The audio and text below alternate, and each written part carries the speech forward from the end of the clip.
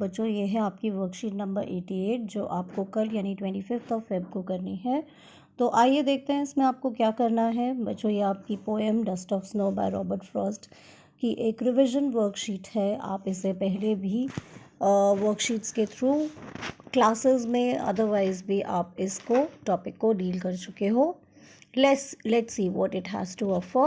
Dust of Snow by Robert Frost is a brief poem that shows how human judgment on certain issues can be misleading. कई बार हम चीज़ों को किसी और तरह परसीव करते हैं लेकिन वो हम नेगेटिव सोचते हैं उनके बारे में, but they turn out to be something good.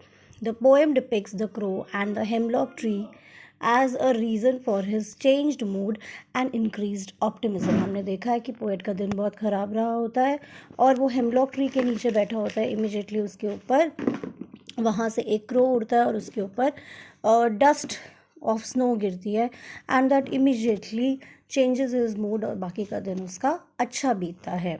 तो अब this is a reason for his changed mood and increased optimism. उसका ऑप्टिमिज्म यानी पॉजिटिविटी बढ़ जाती है और उसका सैड मूड जो है अब सैड, डल या डिप्रेस ना रहकर और हैप्पी में और गे में चेंज हो जाता है। This is the text of the poem. The way a crow shook down on me the dust of snow from a hemlock tree has given my heart a change of mood and saved some part of a day I had rued.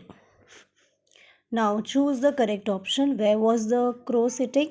On a banyan tree, on a hemlock tree. Obviously, you know, on a hemlock tree यानी hemlock मतलब धतूरे का पेड़। what did it shake on the poet? Poet के ऊपर उसने क्या गिराया? Second, dust of snow, बर्फ़ की चादर सी गिरा दी। what was the poet's mood in the beginning of the poem? शुरू में पोएट का मूड कैसा था? 1. डिप्रेसिव, सॉरोफुल, डिजेक्टेड, मतलब उदास था, दुखी था, परेशान था। What changed the poet's mood? उसका मूड बदला कैसे? इसका आंसर क्या होगा? 1. Of course the small particles of snow shook by the crow. जो क्रो ने छोटे छोटे पार्टिकल्स उसके ऊपर गिराए उससे पोएट का मूड काफ़ी बदल गया। Now next, E part. Which word in the poem does not correspond to rude? Rude का मतलब बच्चों होता है दुखी होना, शोकाकुल होना, पछताना, अनहैप्पी होना।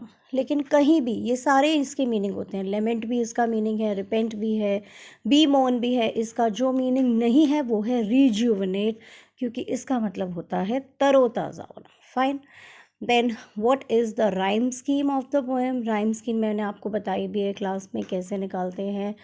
लास्ट वर्ड आप देखोगे हर लाइन का वो कैसे जा रहा है। मैं कलर चेंज करती हूँ, बताती हूँ। जैसे यहाँ है क्रो, इसको क्रो को आपने दिया ए, फिर मी हो गया बी, फिर स्नो क्रो जैसा है फिर वो ए, फिर ट्री मी जैसा है वो बी। ठीक है, उसके बाद आया नेक्स्ट वर्ड हार्ट। हार्ट अलग हो गया सी, फिर मूड, फिर वो अलग हो गया डी, फिर पार्ट, पार्ट हार्ट जैसा है फिर से सी, और र्यूड जो है मूड जैसा है तो वो फिर से हो गया डी। तो इसकी राइम स्कीम क्या हो जाएगी? A B C D. ये कौन सा ऑप्शन है? ये है ऑप्शन नंबर 2। अब बात करेंगे जी पार्ट की। How was the poets day saved? इसका आंसर होगा poets day was saved when the dust of snow was dropped on him by the crow. State any two verses depicting the figure of speech. Alliteration बच्चों मैंने बताया है, repetition of same sound is known as alliteration. अगर एक जैसी आवाज़ बार बार repeat होती है तो उसे हम ऑलिट्रेशन कहते हैं। जैसे हमने पढ़ा है ट्विंकल ट्विंकल लिटिल स्टार, तो ट्विंकल ट्विंकल में ट बार बार रिपीट हो रहा है, ये है ऑलिट्रेशन। इधर भी अगर आप देखो तो आपको ऑलिट्रेशन के एग्जाम्पल मिल जाएंगे।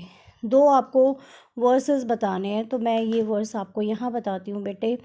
हैज़ गिवन माई हार्ट, ह आ रहा है, हैज़ गिवन माई हार्ट, ह आ रहा है, हैज़ में भी ह है, हार्ट में भी ह है, और फिर यहाँ आ रहा है and save some parts, save some, तो यहाँ पे भी स रिपीट हो रहा है। ये दोनों ही ऑलिट्रेशन के वर्सेस के एग्जाम्पल है. फाइन.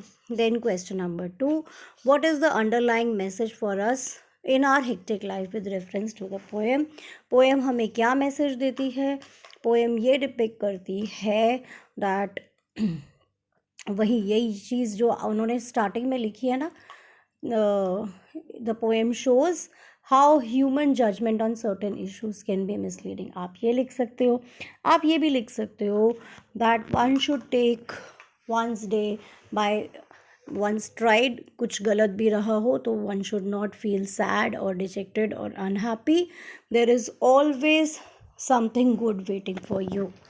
अपनी लाइफ को कुछ भी थोड़ा बहुत मिसहैप हो जाने की वजह से हमें वेस्ट नहीं करना चाहिए. We should always be open to new things in life. तो आप इसको 30-40 वर्ड्स के लिमिट पे इस क्वेश्चन को आंसर करेंगे. Then how does a simple moment prove to be very significant and saves the rest of the day of the poet from being wasted. Comment on the basis of the poem. अब यहाँ पर आपको बताना है कि किस तरह से एक छोटे से मोमेंट से जो है बाकी का दिन आपका बदल जाता है. आपका मूड बहुत ख़राब है, आपने अपना फेवरेट सॉन्ग सुन लिया, आपने कोई जो है समझ लो कोई फेवरेट पर्सन से आप मिल लिए, या फिर आपको रेनबो दिख गया, आपने एक फ्लावर देख लिया. ठीक है, there is a plant in your garden, आपने उसमें फ्लावर उगता हुआ देखा है, या कुछ भी छोटी छोटी इन चीज़ों से भी आप अपना दिन बना सकते हो. There are these little joys in our life which add up to its meaning. तो इसको आपको इसी तरह से आंसर करना है that this poem has taught us that howsoever bad our day has been, there is always something good in our life. कहा भी गया है, when winter is here can summer be far behind. अगर winter यानी कोई dullness या ख़राब दिन भी आपकी लाइफ में है तो सोचो कि हर रात का की एक सुबह ज़रूर होती है. Every cloud has a silver lining. तो इसको आपको इस क्वेश्चन को इसी कॉन्टेक्स्ट में आपको आंसर करना है. So do this worksheet neatly and send it on time. Thank you.